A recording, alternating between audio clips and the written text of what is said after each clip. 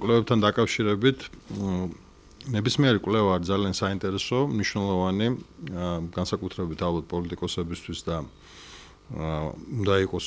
ძალიან მნიშვნელოვანი საინტერესო მართველი გუნდისთვის.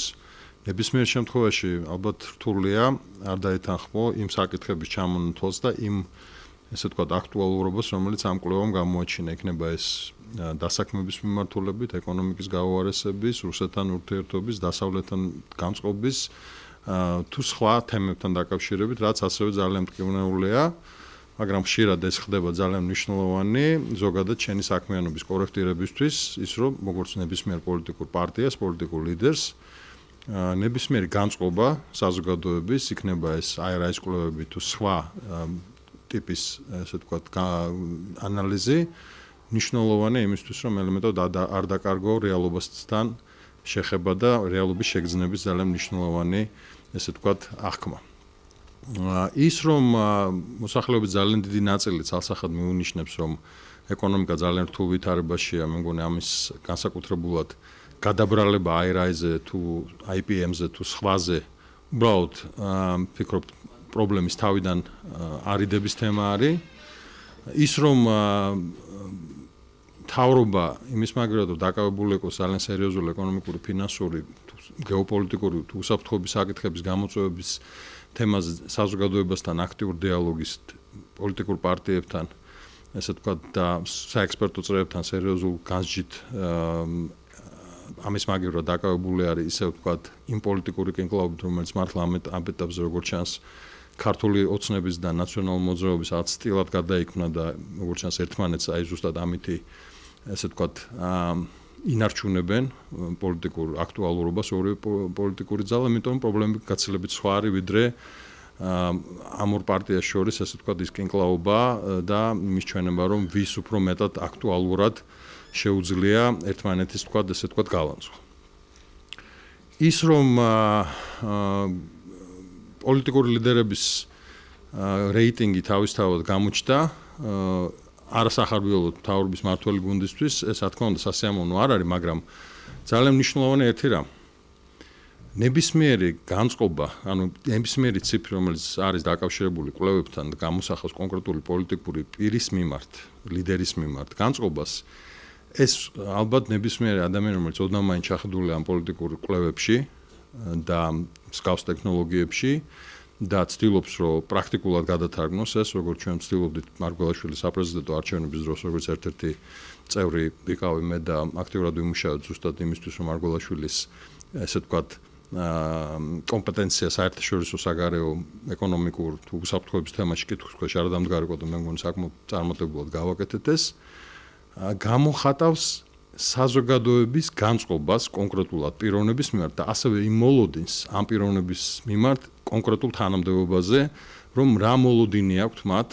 იმ კონკრეტულ ეტაპზე, რა უნდათ, რომ მათ დაინახონ იმისთვის, რომ რეალურად ეს პოლიტიკური ლიდერი იყოს აქტიური და რამდენად აქტიურია, რამდენად წარმატებული თუ არ არის წარმატებული. ამის მეორე ძალიან მნიშვნელოვანი ნაწილი ალბათ ერთი არის პიროვნული განწყობა, სიმპათია, რომელიც თავისთავად შეიძლება მეწილად სატელევიზიო გამოსვლებით თუ ამ ქმედებებით თუ მოქმედებით შეიძლება იყოს შეფასებული. ამ შემთხვევაში ჩვენ გვაქვს საქმე, რომ პრეზიდენტ მარგველაშვილი, რომელიც ზედაპირულად ტელევიზიებში ყოველ შემთხვევაში არ არის კონფრონტაციული, არ არის თქვა ესე ვთქვათ ძალიან ყვახე თავის გამონათქვამებში, სერგეენკოც, საზოგადოება ზოგადად უყვარს ექიმები. უფრო მეტად ვთქვათ მისაღებია ვიდრე კონფრონტაციული ღარიბაშვილი თუ სხვები, რომლებიც საერთოდ არც კი მოხვდნენ პოლიტიკურ რეიტინგებში. საზოგადოება დაიგალა ამ აგრესიისგან, იმიტომ რომ არის ძალიან ბევრი პრობლემა, რომელიც მათ უნდათ მოაგვარონ. ეს არის ძალიან მნიშვნელოვანი სიგნალი, თუ გინდა მომავალი პოლიტიკაში ქართულში, უნდა იყოს მეტად ესე ვთქვათ საქმეზე ორიენტირებული და კონფრონტაციაზე ნაკლებად ესე ვთქვათ გადართული. მეორე მნიშვნელოვანი ნაწილი ამის არის კვლევების ჩემის აზრით, რომ უნდობლობა სახელმწიფო ინსტიტუტების მიმართ. და მათი მკვეთრი ვარდნა იმ რეიტინგებისა, რომელიც რეალურად არსებობს, უბრალოდ იმის გამო, რომ ისინი ვერ ასრულებენ მოლოდინის მიხედვით მათზე დაკისრებულ ვალდებულებებს. ეს შეეხო ყველას და მათ შორის პრეზიდენტ მარგველაშვილის ინსტიტუტს, პრეზიდენტის ინსტიტუტს, იმიტომ რომ მოლოდინი საზოგადოების არის, რომ გაცილებით მეტად უნდა ეს მარგველაშვილს თუ არ უნდა გაცილებით მეტი ესე ვთქვათ პოლიტიკური აქტივობა უნდათ მან დაინახონ მისი გუნდიდან, რომელიც რეალურად ამ ეტაპზე უფრო თანამშრომლებით და ესე ვთქვათ მოხსენებების დამწერებით არიან დაკავებული უშრობის საბჭო, რომელიც გაცილებით უფრო ეფექტური შეიძლება იყოს და რა თქმა უნდა ის რომ დაეცა სხვა სახელმწიფო ინსტიტუტებთან ერთად პრეზიდენტის ინსტიტუტის რეიტინგი, ესეც მიუნიშნებს საზოგადოების განწყობას, რომ მეცელიან ქვეყნის ეფექტური მართლობის თვალსაზრისით. ყველას აქვს თავის ფუნქცია. და ერთი ძალიან მნიშვნელოვანი კონტექსტი არის ზუსტად, რომ პრეზიდენტ მარგველაშვილი, პრემიერი ღარიბაშვილი და უსუფაშვილი წარმოადგენენ პოლიტიკურ გუნდს. ის რომ პრეზიდენტ მარგველაშვილს აქვს ცუდი ურთიერთობა ყოფილ პრემიერთან ივანიშვილთან, ეს არ მიუნიშნებს იმას, რომ ის არ არის ერთი გუნდის წევრი, უბრალოდ ჩვენ გვაქვს დღეს მოცემულობა, როდესაც თუ რამე პრობლემა არსებობს მათ ურთიერთობაში, ეს არის გამოწვეული მარგველაშვილისა და ივანიშვილის პირადი, ესე ვთქვათ, კონფლიქტიდან გამომდინარე თუ იმ დაძაბულობიდან, რომელიც არსებობს, რა თქმა უნდა, გრძელდება და ეს, რა თქმა უნდა, ძალიან რთულ ვითარებაში აგდებს და ჩააგდებს პრემიერ-მინისტრს, იმიტომ რომელიც პრინციპში ივანიშვილის გარეშე ნაბიჯს ვერ გადადგავს, ვერც ერთი მიმართულებით. მარგველაშვილი ამ თვალსაზრისით სარგებლობს, იმიტომ რომ ხედავს განწყობა საზოგადოების არის საკმაოდ ნეგატიური, ქართული ოცნების და ცდილობს დისტანცირებას, მაგრამ ვფიქრობ, რომ ძალიან რთულია ეს, იმიტომ რომ მაინც პოლიტიკურად აღქმული არის როგორც ქართული ოცნების ერთ-ერთი შემადგენელი წევრი, რომელსაც უბრალოდ ცუდი ურთიერთობები აქვს ივანიშვილთან, რომელიც გამომდინარეობს ის განწყობა, რომელიც მთავრობას აქვს და ასევე უსუფაშვილი, რომელიც ძალიან ესე ვთქვათ რთულ ვითარებაში არის, მას აქვს პოლიტიკური გუნდი, პარტია, რომელიც ფაქტიურად ურეიტინგოა ამ ეტაპზე ამ კვლევების მიხედვით, არა ჩემი მოსაზრებით. დამოკიდებულია და ჩამოკიდებულია ივანიშვილზე და ქართულ ოცნებაზე, რომ შემდეგ საპარლამენტო არჩევნებში არ დაჩეს, ესე ვთქვათ, მიღმა პოლიტიკური საქმიანობისა, საკითხი დგას ზოგადად ასევე რამდენად თემა უსუფაშვილის ქართულ ოცნებაში გადაბარგების რეალურად შესაძლოა იყოს აქტუალური. ეს საკითხი არის, რომელიც თავისთავად ქართულ ოცნებას, რომელიც ძალიან რთულ კრიზისულ მმართველობით პრობლემების წინაშე დგას როგორც რეგიონში, ისევე პარტიაში თუ ზოგადად ფორმირების თვალსაზრისით მათი მთავრობის, მე დარწმუნებული ვარ, რომ შესაძლებლობა რო იყოს და კადრები რო ყავდეთ, ისინი შეეცდებოდნენ, რომ გადაახალისონ მთავრობა, მაგრამ პრობლემა აქვს იმ ადამიანების, რომელიც ზოგადად ვინ შეიძლება დაიკავოს ესე თუ ის თანამდებობა როგორც რეგიონებში, ისევე ცენტრალურ ხელისუფლებაში. ამიტომ ეს პროცესი არის ძალიან, ესე ვთქვათ, აქტიურ ფაზაში, რა თქმა უნდა, ზედაპირზე არ ჩანს, მაგრამ ეს ზოგადად გამოხატავს იმ ესე ვთქვათ, ფაქტორს, რომლის გამოც ძალიან ბევრი ადამიანი მიიჩნევს, რომ მთავრობა არ ეფექტურია. ფონი არის არასტაბილური მმართველობის თვალსაზრისით, რაც არ უნდა პრესკონფერენციები მართოს პრემიერ-მინისტრმა და წარმოგვიდგინოს სურათი, რომ ყველაფერი კარგად არის. რა თქმა უნდა, რაღაც კეთდება, ეს ძალიან მნიშვნელოვანია, რომ კეთდება. რო არ კეთდებოდა, საერთოდ ეკონომიკური კრახის წინაშე ვიქნებოდით, მაგრამ ის ეკონომიკური გათვლები, რომელზეც არის საუბარი და ის საჭიროება, რომელიც ქვეყანას აქვს იმისთვის, რომ ქვეყანამ ეკონომიკური განვითარების ტემპი შეინარჩუნოს, რომ არ დაეცეს ცხოვრების დონე იმაზე ქვევით, ვიდრე ეს იყო, ესე ვთქვათ, 2004 წლამდე, ამისთვის ძალიან დიდი შრომა აქვს ჩასადები ამ მთავრობას, რომ მინიმუმ 4%-მდე მაინც ცადონ და შეინარჩუნონ ეკონომიკური ზრდა. 2% იმ ფონზე, რაც საქართველოს საჭიროებები არის და ინფლაციის თუ სხვა ფაქტორებიდან გამომდინარე ძალიან რთულ ვითარებაში აყენებს. ეს მთავრობა მიცის. შესაბამისად, ლარის გაუფასურება მხოლოდ გაგრძელდება თუ ეს ეკონომიკური ტემპი არ იქნა დაძრული და რა თქმა უნდა ეს ახლა რაც არ უნდა ვისაუბროთ არა მარტო გარე ფაქტორებით, არამედ ეკონომიკური გუნდის ამ გარე ფაქტორებზე სწორი თუ არასწორი თქვა რეაგირების თუ კონკრეტული პოლიტიკის შედეგია. ის რომ საინვესტიციო პროექტებზე გააქტიურდა საუბარი, ეს მათ უბრალოდ აუცილებელ პირობად მიაჩნიათ და სწორიც არის, მაგრამ შეიძლება ამას გაცილებით ადრე მუშაობა. მას შორის ერთ-ერთი მნიშვნელოვანი თემა თუ გახსოვთ პრემიერმა ისაუბრა, არის ნენსკრას პროექტი. ნენსკრას პროექტი 2 წელიწადზე მეტია საპარტნიორო ფონდში დებს და ვერ იგებს გადაწყვეტილებას მთავრობა.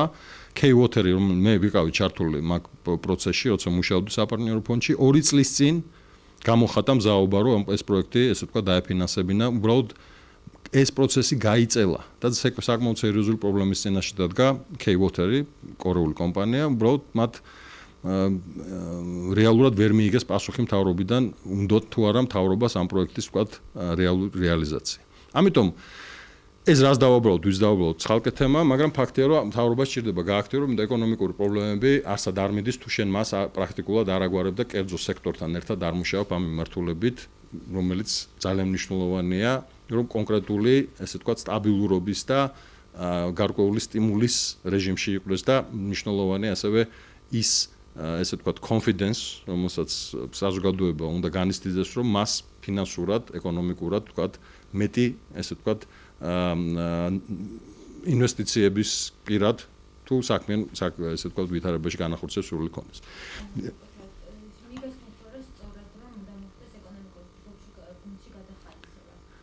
ეკონომიკური ხედვის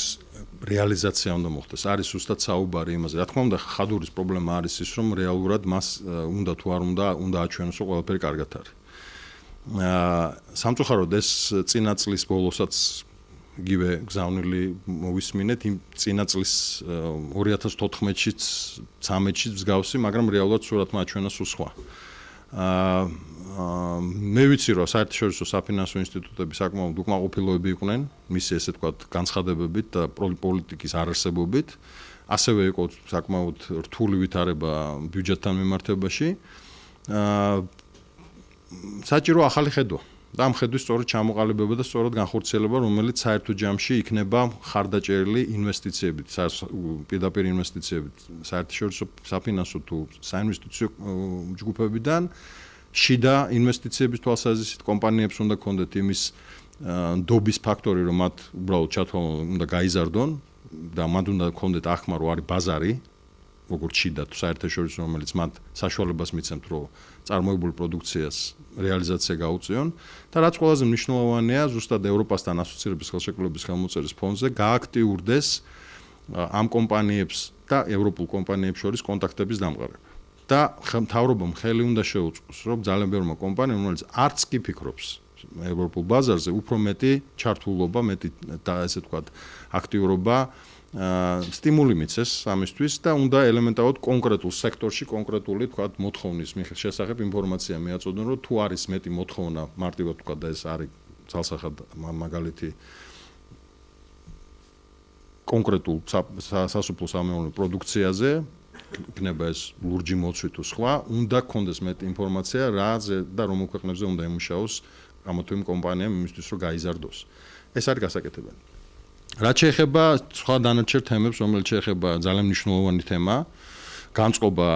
ნაციონალური მოძრაობის მიმართ, გასაგებია ეს განწყობა, მათ არ მოწონთ ნაციონალური მოძრაობა, მათი არსებობა არ მოწონთ, ღარიბაშვილს, ივანიშვილს თუ სხვას, იმიტომ რომ რეალურად ეს ორი დაპირისპირებული ძალაა, მათ ეპითეტები ერთმანეთის მიმართ არ ენანებათ. ის რომ ნაციონალური მოძრაობამ საწუხაროდ ვერ შეძლო სხვადასხვა ობიექტური სუბიექტური მიზეზების გამო, რომ ესე ვთქვათ, ყოფილი ლიდერებისგან და კონკრეტულად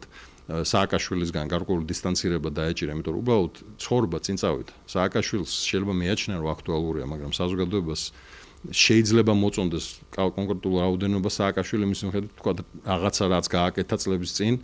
რომელიც თავისთავად შესაძლოა გაცილებით ეფექტური იყო ვიდრე სხვა წინა მთავრობები, მაგრამ თუ ნაციონალური მოძრაობა უბრალოდ ვერ მიხვდება, რომ მათ უნდა გარკვეული დისტანცია დაეჭირონ წინა ლიდერებისგან, წილა საქმიანობებისგან, ნეგატიურისგან და ახალი ლიდერები ეძებენ, რომელთაც არაფერი საერთო არ აქვთ. გარდა სულისკვეთების ამ მოძრაობასთან, უბრალოდ ისინი ძალიან რთულ ვითარებაში აღმოჩნდებიან გაცილებით იმ რთულში ვისმა წარმოუდგენიათ იმ ფონზე, როდესაც ცალსახად იკვეთება ახალი ოპოზიციური, ესე ვთქვათ, ძალის მიმართ განწყობა, პოზიტიური, თავისუფალი დემოკრატების მიმართ, რომელიც შესაძლოა, ესე ვთქვათ, ძალიან სერიოზული კონკურენტი იყოს როგორც ქართული ოცნების, ისევე ნაციონალური მოძრაობის იმ ხმების წაღების თვალსაზრისით, რომელიც მიაჩნია, რომ ვერც ნაციონალური მოძრაობამ, ვერც ქართულმა ოცნებამ ვერ გაამართლა მათი იმედები და ლიდერები, კონკრეტულად თქვა ირაკლი ალასანი, იყოს უფრო მეტად მისაღები, ვიდრე სააკაშვილი, უგულავა, ღარიბაშვილი, კალაძე თუ სხვები. რა თქმა უნდა, თავისუფალ დემოკრატებს გაცილებით მეტი სამუშაო აქვს პარტიის ფორმირების, საკითხების ძალიან კონკრეტულად დაყენების, მუშაობის, ერთი და იგივე ადამიანებით ისინი უბრალოდ ვერ მიაღწევენ იმზე მეც